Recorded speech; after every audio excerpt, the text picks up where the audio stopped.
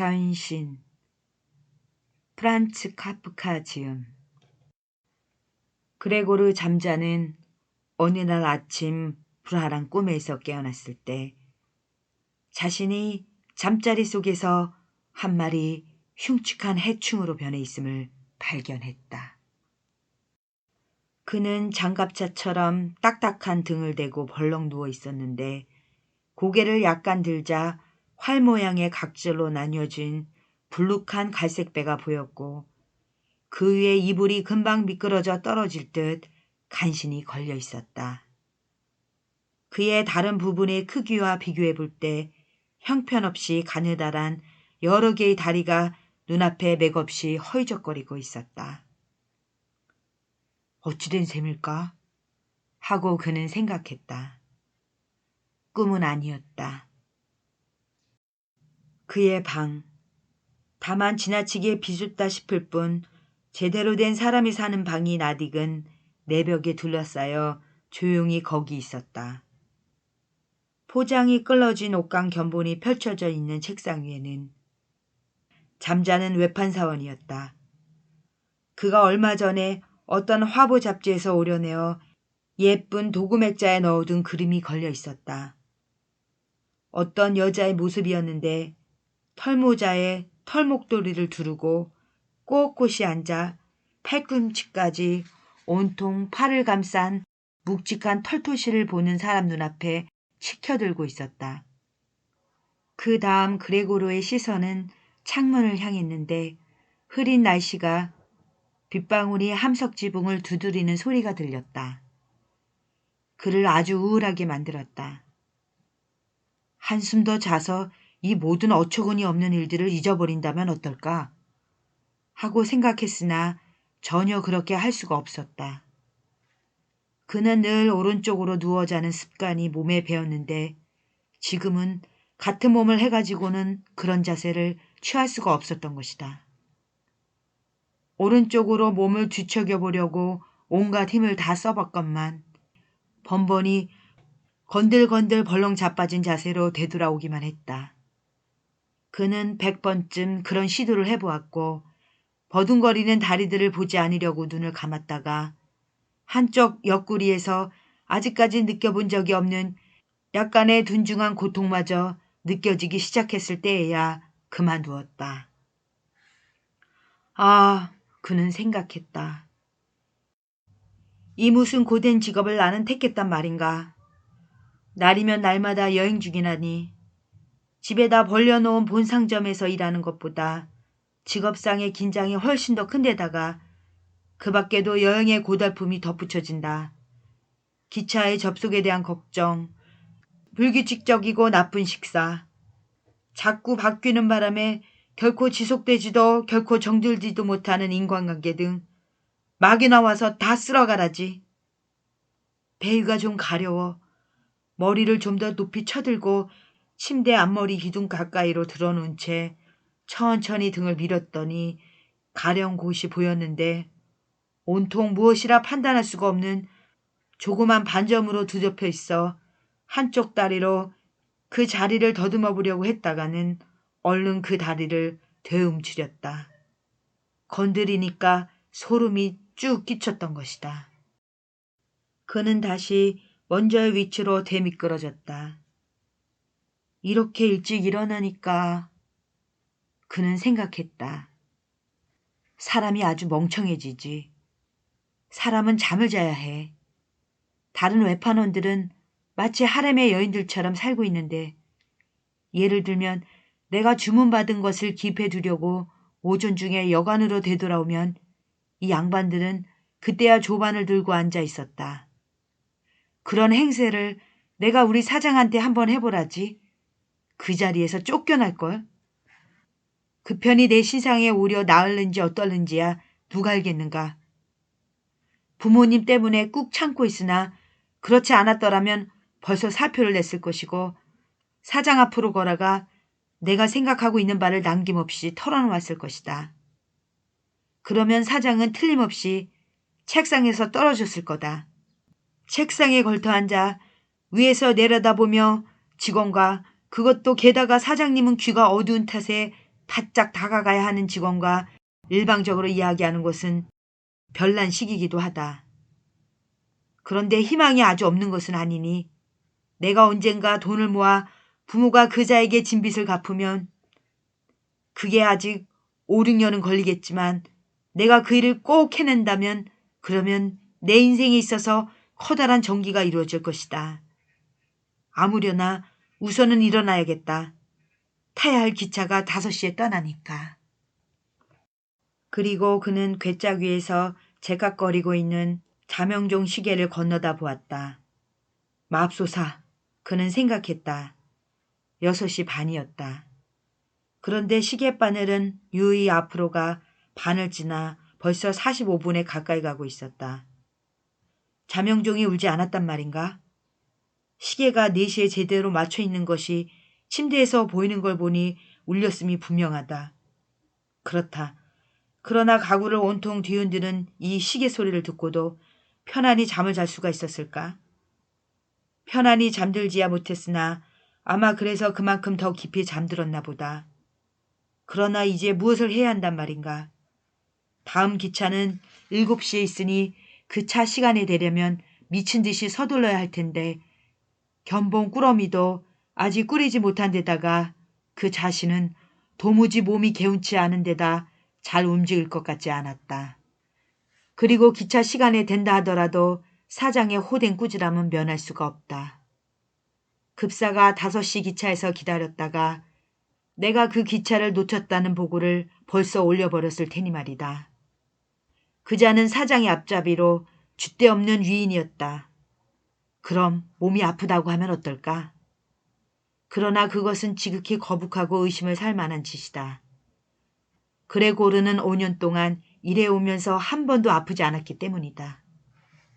틀림없이 사장은 의료보험회사 전속의사를 데리고 와 게으른 아들을 두었다고 우리 부모를 나무라고 의의라도 말할라치면 보험회사 전속의사를 가리키며 딱 자를 것이고 그 의사로 말하면 세상에는 오로지 아주 건강하되 일하기를 싫어하는 인간들만 있다고 생각하는 사람이다. 또 이런 경우에 의사가 그토록 영 틀렸다고 할 수 있을까? 그레고르는 실제로 잠을 오래 자고 난 후 정말 쓸데없이 졸리는 그런 상태를 제외하면 아주 건강했고 심지어 배가 몹시 고프기까지 했다. 그가 침대를 떠날 결심을 못한 채 이 모든 것을 황급히 이리저리 생각해 보고 있을 때 마침 시계가 6시 45분을 쳤다. 그의 침대 끝쪽에 있는 출입문을 조심스럽게 두드리는 소리가 났다. 그레고로야 하는 소리가 들렸다. 어머니였다. 6시 45분이다. 안 떠날 거니? 이 부드러운 목소리. 그레고르는 대답하는 자기의 목소리를 들었을 때 깜짝 놀랐다. 차고에 여지없이 자기의 이전 목소리인데 바닥에서 울려오는 듯 억누를 길 없는 고통스러운 찍찍하는 소리가 섞여서 그 말들은 그야말로 첫 순간에만 분명하게 나올 뿐 뒤울림의 가소는 똑바로 들었는지 어쩐지 모르게끔 흐트러져 있었다. 그레고르는 상세히 대답하여 모든 것을 설명하고자 했으나 이런 형편이다 보니 네, 고마워요, 어머니. 벌써 일어나고 있어요. 라고 말하는 것으로 그쳤다. 출입문이 나무문이어서 그레고르의 목소리가 변한 것을 밖에서는 알아차리지 못하는 것 같았다. 어머니가 그런 설명에 안심하고 신을 끌며 가버렸으니 말이다. 그러나 잠깐 이야기를 주고받은 다른 식구들이 이미 떠나렸으니 했던 그레고르가 아직도 집에 있다는 사실을 알게 되어 벌써 옆문을 아버지가 약하게 그러나 주먹으로 두드렸다. 그레고르야! 그레고르야! 아버지가 불렀다. 대체 어떻게 된 거냐? 그리고 잠깐 뒤 아버지는 다시 조금 더 낮은 목소리로 재촉했다. 그레고르! 그레고르! 다른 쪽 옆문에서는 누이 동생이 조그만 소리로 불평을 했다. 오빠, 어디 아파요? 뭐 필요한 거 있으세요? 양쪽을 향해서 그레고르는 다 됐어요. 라고 대답하면서 발음을 지극히 조심스럽게 하고 말 하나하나 사이를 띄엄띄엄 끊어가며 자기 목소리에서 귀에 거슬리는 점을 모두 제거해 보려고 노력했다. 아버지도 들고 있던 아침상으로 되돌아갔으나 누이 동생은 오빠! 문 열어! 제발! 하고 속삭였다. 그러나 그레고르는 늘상 여행을 하다 보니 집에서도 밤에는 문을 꼭꼭 걸어 잠그는 조십성이 몸에 밴 것을 다행으로 여겼다. 우선 그는 조용히 방해받지 않고 자리에서 일어나 옷을 입고 무엇보다 아침을 먹고 그러고 나서 그 다음 것을 생각해 보려고 했다. 침대에 누워 있어서는 아무리 곰곰이 생각해봤자 신통한 결말이 나지 않으리라는 것을 알아차렸기 때문이다. 침대에 누웠을 때는 벌써 몇 번이나 아마 누운 자세가 불편했던 데서 비롯한 듯한 가벼운 고통을 느꼈던 기억이 나는데 일어나다 보니 단순한 착각이었음이 드러났다. 그러자 그는 자기가 오늘 아침에 한 공상들이 점차 어떻게 풀려갈는지 잠옷 흥미로웠다. 목소리가 변한 것은 심한 감기, 외판 사원의 직업병의 전조에 다름 아니라는 사실을 그는 눈꽃만큼도 믿어 의심치 않았다. 이불을 떨치는 것은 아주 간단해서 숨을 쉬어 배를 조금 부풀리자 이불은 저절로 떨어졌다. 그러나 더 이상은 힘들었는데 특히 그의 몸이 워낙 심하게 넓적해졌기 때문이었다. 몸을 일으키기 위해서는 팔과 손이 필요할 텐데 그에게는 그 대신 끊임없이 가지각색으로 움직이고 있는 데다가 그가 제어할 수도 없는 수많은 작은 다리가 있을 뿐이었다. 다리 하나를 한번 구부리려 하면 어느새 제멋대로 쭉 뻗쳐지고 그러다 마침내 그 다리를 마음먹은 대로 구부리는 일이 되기라도 할라치면 그 사이에 다른 다리들이 모조리 해방이라도 된 듯 몹시 야단스럽고 고통스럽게 흥분해서 버둥거렸다. 속수무책으로 침대에 매어있는 데서 벗어나기만이라도 해야지 하고 그레고르는 말했다. 우선 그는 하반신을 침대 밖으로 내보내려 했으나 그가 아직 보지를 못해 어떻게 생겼는지 제대로 상상을 할 수 없는 이 아랫도리는 막상 움직여보니 너무도 움직이기가 힘들었다. 아주 천천히 움직였던 것이다. 그가 마침내 화가 치밀어 있는 힘을 다해서 거칠게 몸을 앞으로 밀어붙이다가 방향을 잘못 잡아 침대 발치의 쇠파이프에 세게 부딪히자 불붙는 듯한 아픔이 느껴졌고 그것으로 미루어 보아 그의 하반신이 바로 지금으로서는 가장 민감한 부분인 것 같았다. 그래서 그는 상반신을 우선 침대 밖으로 내보내려 애를 쓰면서 머리를 조심스럽게 침대 가장자리 쪽으로 돌렸다. 이것은 그래도 쉽게 되었으니 몸덩치가 널쩍하고 무거운데도 머리를 돌리는 데 따라 서서히 몸도 돌아갔던 것이다. 그러나 그가 마침내 머리를 침대 바깥 허공에 가누고 있게 되었을 때 그는 계속 이런 식으로 앞으로 가기가 겁이 났다. 그럴 것이 그가 결국 그렇게 몸을 떨어뜨리다 보면 기적이라도 일어나지 않는 한 머리를 다치고 말 테니까. 그런데 지금이야말로 어떤 일이 있어도 이 생각을 명심해야 했으니 그는 차라리 침대에 누워있는 것이 낫겠다고 생각했다. 그러나 그가 똑같이 애를 써서 한숨을 쉬면서 다시 먼저와 같은 자세로 누워 자신의 작은 다리들이 한층 화가 난 듯 서로 얽혀 허위적거리는 것을 다시 보며 이 제멋대로의 움직임을 진정시키고 가다듬을 길이 없음을 발견하자 그는 다시 스스로에게 말했다. 침대에 마냥 누워있을 수는 없으니 비록 그렇게 하여 침대에서 풀려날 가망이 지극히 미미하다 하더라도 모든 것을 희생하는 편이 가장 현명하겠다고 말이다. 그러면서 동시에 절망적인 결심보다는 침착하고도 지극히 침착한 숙고가 훨씬 더 낫다는 점을 스스로에게 중간중간에 상기시키는 것을 잊지 않았다.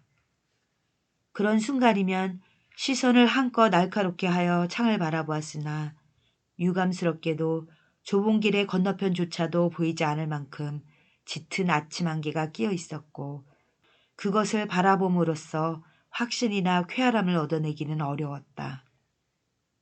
벌써 7시구나 하고 그는 자명종이 다시금 울렸을 때 말했다. 벌써 7시인데 아직도 저렇게 안개가 끼어 있다니. 그러고는 잠시 그는 숨을 약하게 쉬며 고요히 누워 있었다. 마치 완벽한 정적으로부터 어쩌면 현실적이고 자명한 상태가 되돌아오기를 기대하기나 하는 듯. 그러나 그 다음에 그는 스스로에게 말했다. 7시 15분이 되기 전에는 무슨 일이 있어도 침대를 완전히 떠나야 한다. 여하간 그때까지는 일어나야지. 그렇지 않으면 매장에서 내가 어찌된 셈인지 물어보러 누구든 오겠지. 매장은 7시 전에 여니까. 그리고 그는 몸 전체 길이로 완벽히 균형을 맞춰가며 침대 밖으로 몸을 그네타듯 요동쳐 밀어내려고 했다.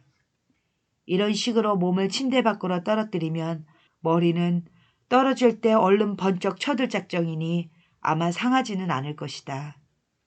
등은 딱딱한 듯하고 그러니 양탄자 위에서 떨어지면 아무 일 없을 것이다. 그가 가장 염려하는 것은 뭐니 해도 떨어질 때 틀림없이 나게 될 요란한 소리였다.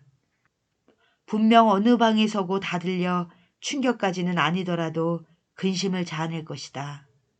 그러나 그렇게 해보지 않을 수 없었다. 그레고르가 벌써 몸이 반은 침대 밖으로 나가 있었을 때 이 새로운 방법은 아주 쉬워 힘이 들기보다는 재미있는 일이었다. 누운 채 그네 타듯 몸을 마냥 좌우로 흔들기만 하면 되었던 것이다. 그는 누가 거들어주러 오기라도 하면 얼마나 간단할까 하는 생각이 들었다. 아주 족할 텐데 그들이 두 팔을 자기의 둥그런 등 밑으로 밀어넣어 자기를 침대에서 떼어내어 든 채로 허리를 구부린 다음 마룻바닥에서 몸을 완전히 뒤집을 때까지 조심스럽게 참아주기만 하면 될 텐데 그 다음에는 자기의 작은 다리들이 감각을 찾을 테니 말이다. 그런데 문들이 걸어 잠겼다는 사실을 제쳐놓으면 정말 도와달라고 소리칠 것인가. 아무리 어려운 처지에 있을 망정 그 생각을 하니 그는 웃음을 참을 수가 없었다. 이미 그는 조금 더 세게 몸을 흔들었다가는 더 이상 균형을 유지하기 어려울 만큼 내밀어져 있었고 이제는 마침내 지체 없이 결단을 내려야 했다. 5분 안에 7시 15분이 될 터였던 것이다. 5분 안에 7시 15분이 될 터였던 것이다. 그 찰나 현관에서 초인종 소리가 났다. 매장에서 누가 왔구나 하고 혼자 말하며 그는 몸이 다 굳어지는데 그의 작은 다리들은 오히려 그만큼 더 분주하게 버둥거렸다. 잠시 온 집안이 조용했다. 문을 안 열어주는구나 하고 그레고르는 어떤 헛된 희망에 사로잡혀 중얼거렸다. 그러나 이윽고 물론 늘 그렇듯이 하녀가 힘찬 발걸음으로 문으로 가 열었다. 그레고르는 방문객의 인사말 1000마디만 듣고도 누구인지 벌써 알았다. 지배인 본인이었다. 어찌하여 그레고르만은 조금 지각만 해도 형편없이 큰 혐의를 받는 회사에 고용되어 일하도록 그 운명이 정해졌단 말인가. 도대체 직원들이 죄다 건달뿐이란 말인가. 그들 중에 아침 식사 몇 시간을 장사를 위해 남김없이 쓰지 못했다 하여 양심의 가책으로 어리 빠져 침대를 떠날 수도 없을 지경이 된 충직한 인간은 하나도 없단 말인가. 물어보게 하려면 동우지 있다에 물어보는 짓거리가 필요하다면 사환을 하나 보내는 것으로 정말이지 족하지 않겠는가.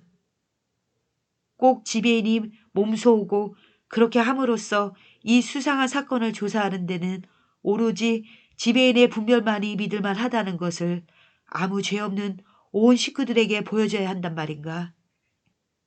그리하여 제대로 한 결심에 따라서라기보다는 오히려 이런 생각들을 하다 보니 빠지게 된 흥분에 의해 그레고르는 있는 힘을 다해서 침대에서 몸을 날렸다. 뭔가에 부딪히는 소리가 났다. 그러나 떨어지면 나게 마련인 요란한 쿵소리는 아니었다. 양탄자가 낙하의 충격을 다소 약화시켜 주었고 등 또한 그레고르가 생각했던 것보다는 탄력이 있어 심하게 이목을 끄는 둔탁한 소리까지는 나지 않았던 것이다. 다만 머리를 충분히 조심스럽게 가누지 못해서 부딪혔다. 화가 나고 아파서 그는 머리를 돌려 양탄자에 부볐다. 저 안에서 뭐가 떨어졌습니다. 하고 왼쪽 옆방에서 지배인이 말했다. 그레고르는 지배인에게도 언젠가 자신이 오늘 겪고 있는 것과 비슷한 일이 일어날 수도 있을는지 상상해 보려 했었는데 그럴 수도 있는 가능성은 사실 시인되어 있다.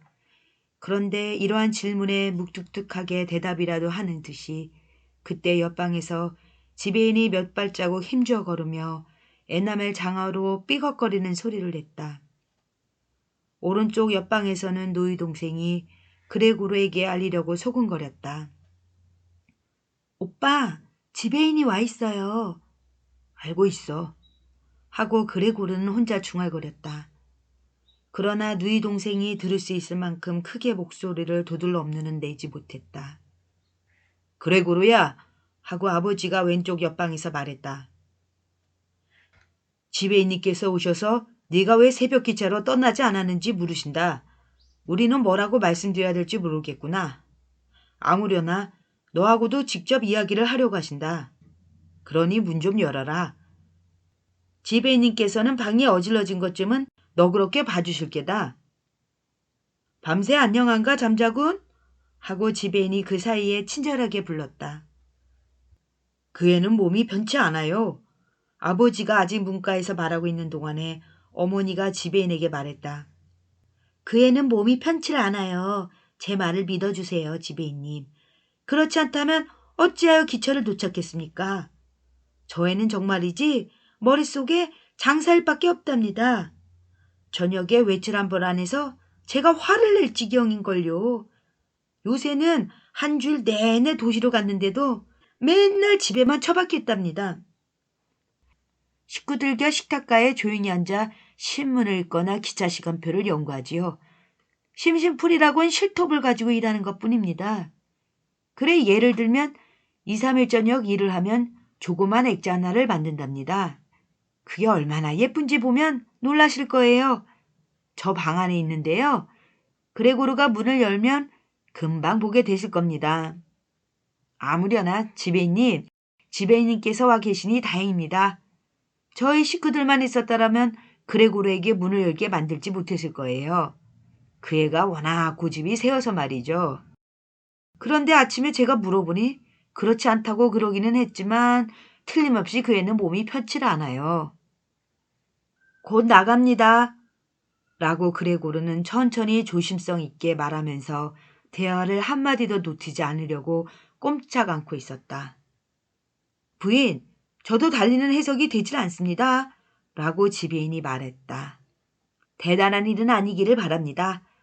또 다른 면에서 말씀드리지 않을 수 없는 것은 우리 장사꾼들은 유감스럽게 생각하든 다행으로 여기든 약간 몸이 불편한 것쯤은 장사를 해서 매우 빈번히 그냥 참고 넘어가야 한다는 점입니다. 그럼 지배인님께서 이제는 들어가셔도 되겠지? 초조해진 아버지가 이렇게 물으며 다시 문을 두드렸다. 안 됩니다. 하고 그레고르가 말했다. 왼쪽 옆방에는 거북스러운 정적이 감돌았고 오른쪽 옆방에서는 누이 동생이 훌쩍거리기 시작했다. 왜 누이 동생은 다른 사람한테로 가지 않는 걸까? 아마 이제서야 자리에서 일어나 옷을 입기 시작하지조차 않은 모양이다. 그런데 그 애는 왜 도대체 우는 걸까? 그가 일어나지 않고 지배인을 들어오지 않게 하기 때문에 그가 일자리를 잃을 위험에 처했기 때문에 그렇게 되면 사장이 다시 묵은 빚을 재촉하여 부모를 박해할 터이기 때문에 그런 것은 그러나 지금으로서는 이미 쓸데없는 걱정일 것이다. 아직 그레고르는 여기 있을 뿐더러 자기 가족을 저버릴 생각은 조금도 해보지 않았다. 당장은 그가 거기에 양탄자 위에 누워 있었지만 그의 상태를 아는 사람이 있었다라면 아무도 그에게 지배인을 들여보내라고 진정으로 요구하지는 못했으리라. 그러나 나중에라도 쉽사리 적절한 변명을 찾게 될 이 작은 결례 때문에 그레고르가 그야말로 즉각 쫓겨나는 일은 없을 것이다. 그리고 또 그레고르는 울고불고 해서 지배인을 성가시게 하느니 지금으로서는 그냥 그를 내버려 두는 것이 훨씬 현명한 일일 것 같았다. 그런데 그의 바로 이러한 애매한 태도야말로 바로 다른 사람들을 마음 졸이게 하고 또 그들의 처신의 허물을 합리화해 주는 것이었다. 잠자군! 이제 지배인이 높아진 목소리로 외쳤다. 대관절 무슨 일인가? 거기 자네 방에서 바리케이트를 쳐놓고 묻는 말에 네, 아니오만 하고 부모님께 쓸데없는 걱정만 시키며 또 직업상의 의무도 도대체 들어보지도 못한 방식으로 소홀히 하고 있네. 나는 여기서 자네 부모와 자네 사장님의 이름으로 말하며 즉시 분명하게 해명할 것을 엄숙하게 청하는 바이네. 놀랍고 놀라워. 나는 자네를 침착하고 합리적인 사람으로 알아왔다고 생각하네. 그런데 이제 자네는 갑자기 괴이적인 기분을 자랑 삼아 내보이게라도 할 참인 것 같군. 사장님이 오늘 아침 일찍 자네의 직무태만에 대해 그럼직한 이유를 넌지시 말씀하셨지만 자네에게 얼마 전에 맡긴 미수금 때문이라고 말이네. 그래도 나는 그런 해석은 당치 않을 거라고 한사코 자네를 옹호했었네. 그런데 이제 여기 도무지 이해가 안 가는 자네의 고집을 보게 되니 자네를 위해 눈곱만큼이라도 개입할 기분이 싹 없어져 버리는군. 그리고 자네의 주의도 아주 확고부동한 것은 아닐세.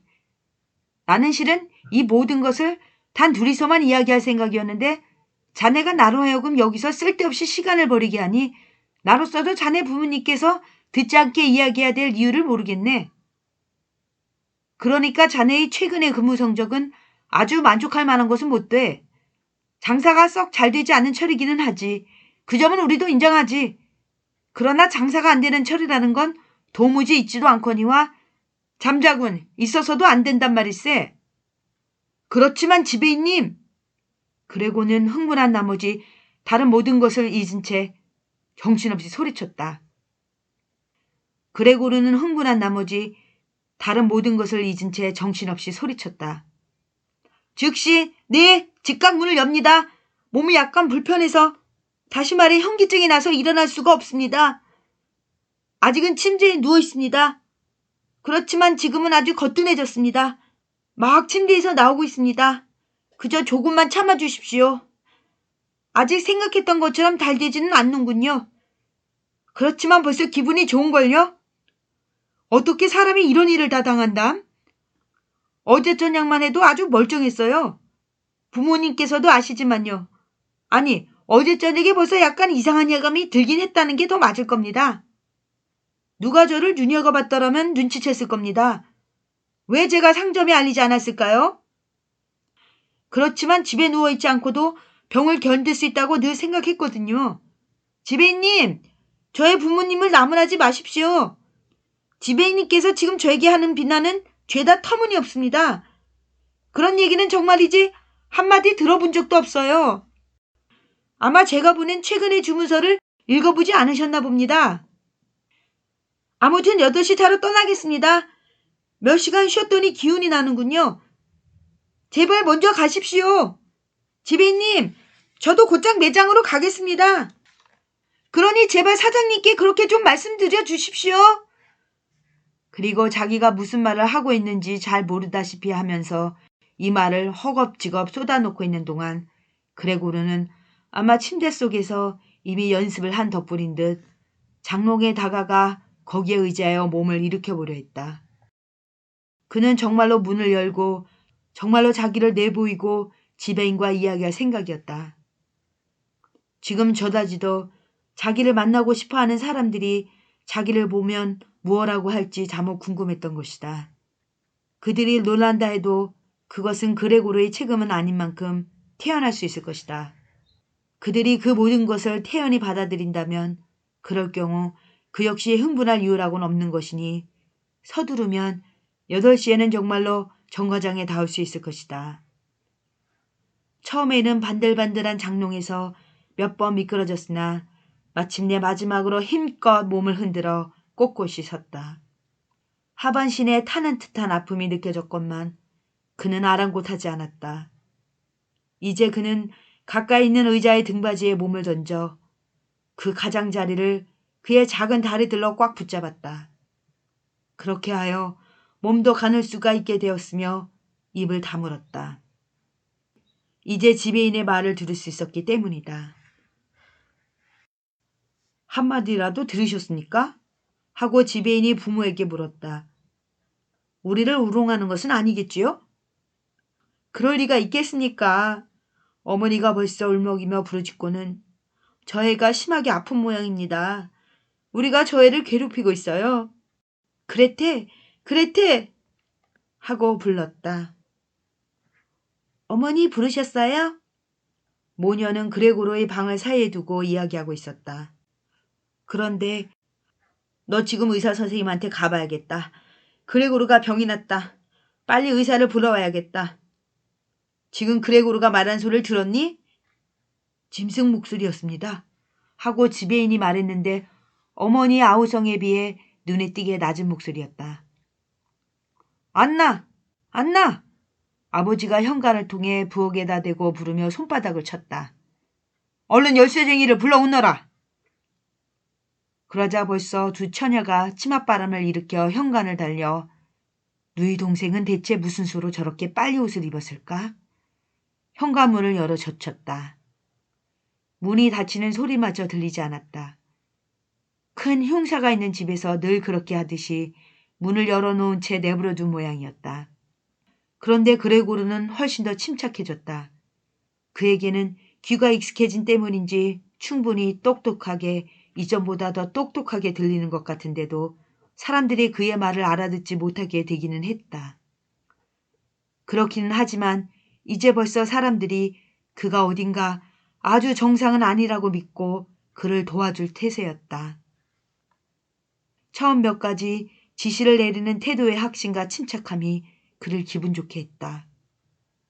그는 자기가 다시 인간의 테두리 안에 받아들여졌다고 느꼈으며 두 사람, 의사와 열쇠쟁이가 실은 의사건 열쇠쟁이건 정확히 구분도 하지 않은 채 굉장하고 놀라운 일을 해내주기를 바랬다. 결정적인 이야기를 나눠야 할 때가 다가오는 만큼 그는 될 수 있는 대로 분명한 목소리를 지니기 위하여 같은 기침을 약간 내뱉었다. 아무튼 아주 소리를 죽이려 했었다. 이제는 더 이상 자기가 감히 판단을 내리지는 못하겠지만 이 소리마저도 사람의 기침 소리와는 다르게 들릴지 모르기 때문이다. 그 사이 옆방은 아주 조용해졌다. 어쩌면 부모와 지배인이 탁자 곁에 앉아 귓속말로 밀담을 나눌 것이고 어쩌면 모두들 문가에 귀를 기울이고 듣고 있을지도 모른다. 그레고르는 천천히 의자째 몸을 문 쪽으로 밀어가 거기서 의자를 버리고 문으로 몸을 던져 문에 의지하여 똑바로 일어서 거기서 잠시 동안 힘들었던 긴장을 풀고 쉬었다. 그의 발바닥에서 점액이 약간 분비되었던 것이다. 그러고 나서는 입으로 열쇠 구멍에 꽂힌 열쇠를 돌려보았다. 유감스럽게도 이빨이라 할 만한 곳이 없는 것 같았다. 무엇으로 열쇠를 잡는단 말인가. 허나 대신 턱 힘이 정말 센 것 같았다. 그 힘을 빌려 그는 실제로 열쇠를 움직였다. 그러다 틀림없이 어떤 상처를 입은 것 같은데 그 점에는 주의를 기울이지도 못했다. 그럴 것이 입에서 갈색 액체가 나와 열쇠 위를 흘러 방바닥으로 뚝뚝 떨어졌던 것이다. 좀 더 들어보시오. 하고 지배인이 옆방에서 말했다. 열쇠를 돌리고 있습니다. 그 말은 그레고르에게는 커다란 격려였다. 그러나 그것에 그치지 않고 모두가 아버지도 어머니도 외쳐줘야 할 것을 힘내라 그레고르 하고 소리쳐줘야 할 것을 조금만 더 열쇠를 꼭 잡아라 하고 자기가 있는 것을 모두가 긴장해서 지켜보고 있다고 생각하며 그레고르는 있는 힘을 다 내어 죽어라 하고 정신없이 열쇠를 꽉 물었다. 열쇠가 조금씩 돌아감에 따라 그의 몸도 자물쇠 주위를 빙글 돌아 지금은 입만으로 몸을 똑바로 가누고 있었고 필요에 따라서는 열쇠에 매달리기도 했다가 이윽고 그의 몸에 온 중량을 다 쏟아 다시 내리눌렀다. 드디어 자물쇠가 철커덕 열리는 맑은 소리에 그레고르는 정신이 번쩍 들었다. 숨을 내쉬면서 그는 열쇠쟁이 같은 건 필요 없었어 하고 말하며 문을 활짝 열기 위하여 머리를 문 손잡이에 올려놓았다. 그가 문을 이런 식으로 열어야 했기 때문에 문이 실은 벌써 꽤 활짝 열려 있었는데 그 자신은 아직 밖에서는 보이지 않았다. 그는 우선 문 판자를 따라 천천히 바깥으로 몸을 돌려야 했다. 그것도 아주 조심스럽게. 거실로 들어서기 직전에 거실 안으로 털썩 나자빠지고 싶진 않았기 때문이다. 그가 아직 저 어려운 움직임에 골몰하여 다른 데 신경 쓸 겨를이 없을 때 벌써 그는 지배인이 커다랗게 오! 하고 토해내는 소리를 들었으며 그것은 마치 바람이 지나가는 소리처럼 들렸다. 이제는 문에 가장 가까이 서 있었던 지배인이 벌어진 입에다 손을 갖다 대고는 보이지 않는 균일하게 꾸준히 작용하는 어떤 힘이 그를 몰아내기라도 하는 듯이 천천히 뒷걸음쳐가는 모습도 보였다. 어머니는 지배인이 와 있는데도 자리에 들 때 풀어놓은 머리가 그냥 헝클어진 채로 거기 서 있었다. 처음에는 두 손을 모으고 아버지를 쳐다보다가는 그레고르에게로 두 걸음 오더니 사방으로 둥그렇게 펼쳐진 치마 한가운데로 힘없이 쓰러졌고 얼굴은 가슴에 묻혀 전혀 보이지 않았다. 아버지는 그레고르를 그의 방으로 대밀어 붙이기나 하려는 듯이 저기에 찬 표정으로 주먹을 불끈 쥐었다가 그 다음에는 어쩔 줄 모르는 듯 거실을 둘러보고는 두 손으로 얼굴을 가리고 울어 그 육중한 가슴이 들먹였다. 그레고르는 거실 안으로는 발도 들여놓지 않았고 안쪽에서 단단하게 걸린 한쪽 문 판재에 의지하여 서 있어서 그의 몸은 반쪽과 그 위로 갸우뚱하고 있는 머리만 보였고 그렇게 그는 다른 사람들을 물끄러미 건너다 보았다. 그 사이에 날이 훨씬 밝아져 길 건너편에는 마주 서서 끝없이 이어진 회색 건물, 그것은 병원이었다. 그 회색 건물의 한 부분이 뚜렷하게 보였는데 그 전면을 엄격하게 꿰뚫고 규칙적으로 창문이 나 있었다. 비가 아직 내리고 있었는데 하나하나 눈에 보이게 굵은 방울이 그야말로 하나하나씩 땅으로 떨어지고 있을 뿐이었다. 아침 식사를 하고 난 식기들이 식탁 위에 가득 쌓여 있었다. 아버지에게는 아침이 하루 중 가장 중요한 식사 시간이었다. 신문을 이것저것 읽다 보면 몇 시간씩 늘어지기도 했기 때문이었다. 바로 맞은편 벽에서 군대 시절의 그레고르의 사진이 걸려 있어 대의 차림의 그가 손으로 대검을 잡고 근심 없이 웃으며 자신의 당당한 자태와 제복의 경의를 표할 것을 요구하는 모습을 담고 있었다. 현관으로 나가는 문이 열려 있었고 현관문까지도 열려 있었기 때문에 현관 앞이 내다 보이고 아래로 내려가는 계단 첫머리도 내다 보였다. 자, 그럼 하고 그레고르가 입을 열었다. 그는 평정을 유지하고 있는 사람이 오로지 자기뿐임을 잘 의식하고 있었다. 곧 옷을 입고 견본 꾸러미를 꾸려서 떠나겠습니다. 저를 떠나게들 하시겠지요? 하시겠지요? 자, 지배인님, 보시다시피 저는 고집불통이 아니고 일하기를 좋아합니다. 여행이 힘들기는 해도 여행하지 않고는 먹고 살지 못합니다. 대체 어디로 가십니까? 지배인님, 매장으로요? 그렇죠. 모든 것을 사실대로 보고하실 겁니까? 지금 당장은 일을 할 수는 없습니다만 바로 지금이야말로 이전의 업적을 기억하여 나중에 장애만 제거된다면 그만큼 더 열심히 더욱 몰두하여 일하게 되리라는 점을 생각해야 할 시점이 아니겠습니까? 저는 사장님께 의무가 많습니다. 지배님도 잘 아시겠습니다만 다른 한편으로는 저는 부모님과 누이 걱정을 해야 합니다. 저는 옴짝달싹 못하고 있는 겁니다. 허나 다시 그 상태에서 벗어나려고 애쓸 것입니다. 그러니 일을 더 어렵게 만드시지 마십시오. 매장에서 제 편에 서주십시오. 사람들이 외판사원을 좋아하지 않는 걸 알고 있습니다. 큰 돈을 벌어 멋지게 살고 있다고도 생각하는 거죠. 이런 선입견을 좀 낮게 수정할 만한 특별한 계기가 없는 것도 사실이고요. 그렇지만 지배인님이야말로 여느 사원들보다 더 잘 이 문제를 전체적으로 바라보는 눈이 있으십니다. 네, 저희끼리만 하는 말입니다만 사장님보다도 오히려 더 잘 알고 계십니다.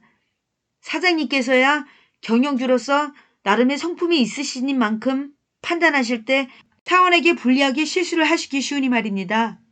1년 내내 매장 바깥에서 살다시피 하는 외판사원은 자칫하면 입방 하나 뜻밖의 일들, 그리고 근거 없는 모험의 희생물이 될 수 있다는 데다가 그런 따위에 대해서는 전혀 듣지도 못하고 지칠대로 지쳐 여행을 끝내고 집으로 돌아오면 원인도 알 수 없는 고약한 결과를 육신에서 감지하게 되는 게 고작이기 때문에 항의조차 전혀 할 수 없다는 사실을 지배인님께서도 잘 아실 것입니다.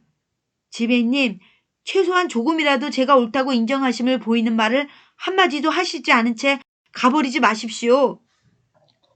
그러나 지배인은 그레고르가 첫 마디를 꺼낼 때 벌써 몸을 돌려버렸고 으슥한 어깨 너머로 입술을 위로 말아올린 채 그레고르를 돌아보았다.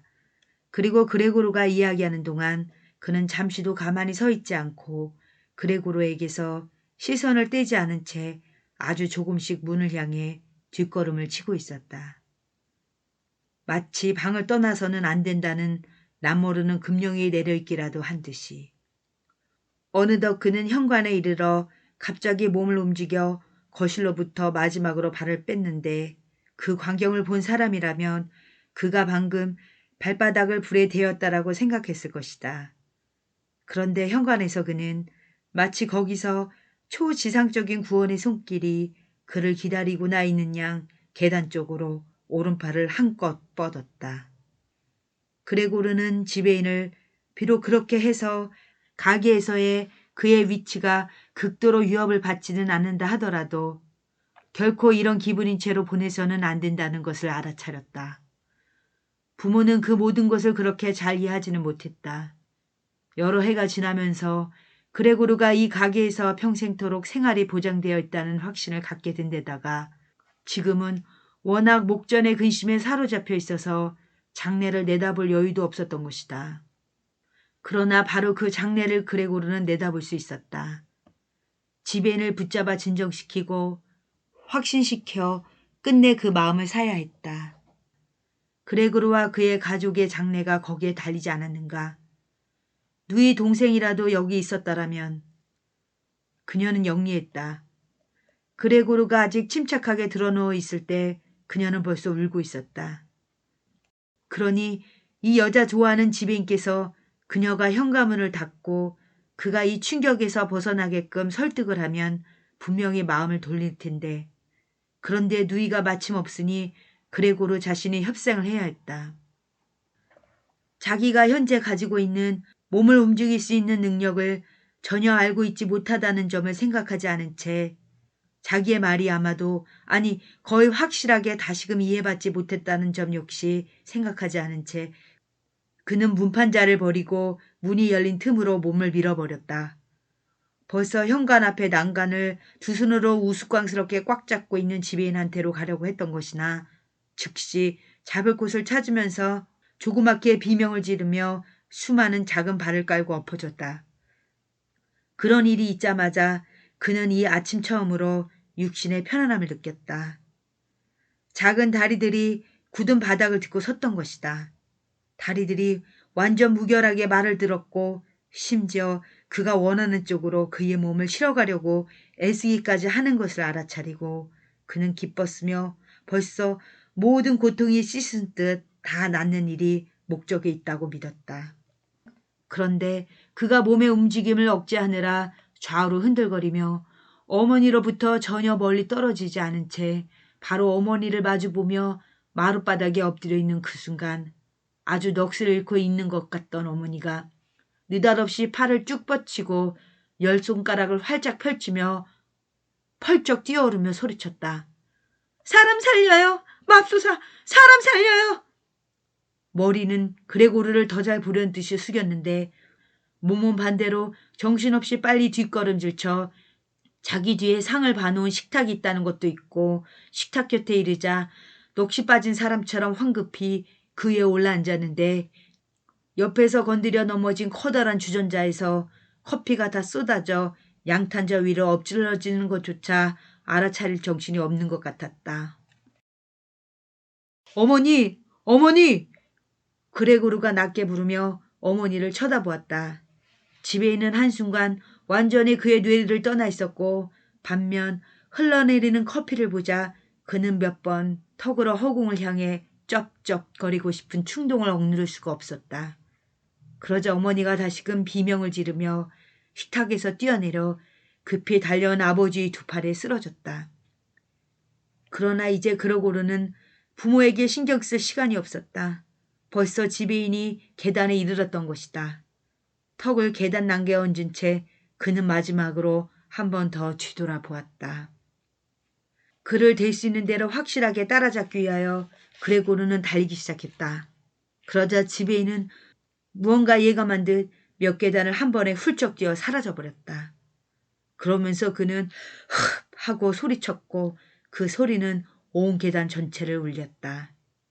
유감스럽게도 그때에 이르러서는 지배인의 이 도망질이 그때까지 비교적 침착했던 아버지를 완전히 혼란시켜 놓았으니 직접 지배인을 쫓아가든지 아니면 최소한 쫓아가고 있는 그레고르를 막아서지 말아야 할 텐데 그러는 대신 아버지는 오른손으로는 지배인이 모자, 외투와 함께 소파에 내버려 두고 간 단장을 집어들고 왼손으로는 식탁에서 커다란 신문을 집어들어 두 발을 쾅쾅 구르며 단장과 신문을 흔들어대며 그레고르를 그의 방으로 되몰아 넣으려 했다. 그레고르가 아무리 빌어도 소용없었고 비는 것이 이해되지도 않아 그는 머리를 아주 고분고분 돌리고 싶었지만 아버지는 더욱 세게 두 발을 쾅쾅 구를 따름이었다. 건너편에서는 어머니가 날씨가 쌀쌀한데도 창문을 열어젖히고 상체를 창밖으로 쑥 내민 채 얼굴을 두 손으로 감싸주었다. 창밖 골목길과 현관 앞 계단 사이에 맞바람이 쳐 창문의 커튼이 휘날렸고 식탁 위의 신문들이 펄럭펄럭 하더니 한 장씩 마룻바닥으로 날려 떨어졌다. 인정사정 없이 몰아대면서 아버지는 야만이처럼 씩씩거렸다. 그런데 그레고르는 뒷걸음질은 전혀 익히지 않은 터라 정말이지 몹시 천천히 움직일 수밖에는 없었다. 그레고르가 몸을 돌리게 내버려 두기만 했더라면 금방 자기 방으로 들어가겠으나 시간을 잡아먹으면서 몸을 빙 돌렸다가는 아버지를 참지 못하게 만들까봐 두려웠고 순간순간 아버지 손에 들린 단정으로부터는 그의 등허리나 머리에 치명적인 일격이 날아올 위험이 도사리고 있었다. 그런데도 결국 그레고르에게는 다른 도리가 없었다. 뒷걸음질 치면서는 방향조차 제대로 잡을 수 없음을 경악하며 알아차렸던 것이다. 하여 그는 아버지 쪽으로 끊임없이 겁먹은 곁눈질을 보내며 한껏 잽싸게 그러나 실제로는 몹시 느리게 몸을 틀었다. 아버지가 그의 선의를 알아차린 것 같았다. 이번에는 그를 방해하지 말고 멀찌감치서 단장 끝으로 이리저리 몸을 틀 방향을 쥐해 주기까지 했으니 말이다. 아버지가 이 견딜 수 없는 시시 소리만 내지 않았더라면 얼마나 좋았을까. 그레고르는 그 소리에 정신이 혼란해졌다. 벌써 거진 다 돌았을 때 이 시시 소리를 끊임없이 듣다 보니 그만 헛갈려서 조금 되돌아가기까지 했다. 그런데 드디어 다행히도 머리가 문 열린 틈에 이러고 보니 그의 몸이 너무 넓어 곧바로 들어갈 수가 없었다. 아버지는 물론 지금의 심적 상태로는 그레고르가 넉넉히 지나가게끔 다른 쪽 문판자마저 열어줄 생각 같은 건 꿈에도 하지 않았다. 아버지의 머리를 사로잡은 생각은 오로지 그레고르가 될 수 있는 대로 빨리 그의 방으로 들어가야 한다는 것뿐이었다. 아버지는 결코 몸을 세우고 또 어쩌면 그렇게 선체로 문을 통과하기 위해서 그레고르가 필요로 했던 번거로운 준비 같은 것 역시 해주지 않을 것이다. 그보다는 장애물 따위는 있지도 않은 듯 이제는 그레고르를 별스럽게 큰 소리를 내면서 앞으로 몰아댔으니 그 소리는 어느덧 그레고르의 등 뒤에서 아버지 한 사람이 내는 목소리 같지 않게 울렸고 이제는 정말이지 재미 같은 건 없어 그레고르는 몸을 밀어붙였다. 에라 모르겠다고 하고 몸의 한편이 들리더니 그는 문이 열린 틈 사이로 비스듬히 걸려 누웠는데 한쪽 옆구리가 쓸려서 상처가 나 하얗게 칠한 문에 흉한 얼룩이 남았고 그러더니 금방 꽉 끼어버려 혼자서는 더 이상 움직일 수가 없게 되어버렸다. 한쪽 편의 작은 다리들은 높이 허공에 떠 있고 다른 편 다리들은 고통스럽게 바닥에 짓눌려 있었다. 그때 아버지가 뒤에서 지금으로서는 그게 해결책이라는 듯 새참 발길질을 하여 그는 피를 몹시 흘리며 자기 방으로 멀리 날아 들어갔다. 출입문까지 단장으로 쳐서 닫히고 나자 드디어 사방이 조용해졌다.